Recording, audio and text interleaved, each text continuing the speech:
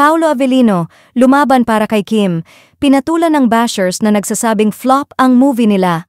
Mukhang hindi na nakapagpigil si Paolo Avellino matapos ang sunod-sunod na pambabatikos kay Kim Chiu tungkol sa kanilang upcoming movie. Matapos lumabas ang mga komento ng bashers na nagsasabing walang manonood sa kanilang pelikula at na hindi deserve ni Kim ang lead role, agad umalma si Paolo para ipagtanggol ang kanyang leading lady.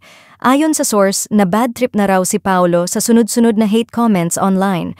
Paolo is known for being chill pero this time, hindi na niya kinaya. Sobrang pinaghirapan daw nila yung pelikula tapos kung ano-ano pa ang sinasabi ng bashers, kwento ng insider. Sa isang private conversation na kumalat online, nasabi raw ni Paolo, "Alam ko kung gaano kahirap magtrabaho si Kim. She gives her all in everything she does. She doesn't deserve this kind of hate.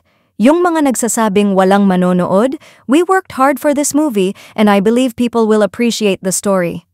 Pinatunayan din ni Paolo sa kanyang social media posts kung gaano niya pinapahalagahan si Kim.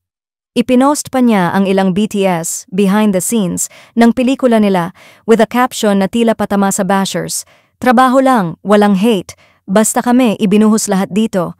Sa kabila ng sunod-sunod na pambabatikos sa kanilang upcoming movie, Kim Chiu at Paolo Avellino ay nananatiling positive at grateful sa mga sumusuporta sa kanila.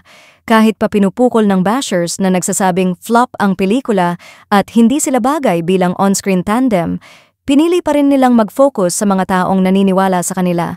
Habang papalapit na ang showing date ng kanilang pelikula, mas lalong nagiging palaban sina Kim at Paolo, hindi para sa bashers, kundi para sa mga taong walang sawang sumusuporta sa kanila. Flop or blockbuster? Patunayang deserve nyo talaga. Abangan natin kung anong magiging verdict sa takilya.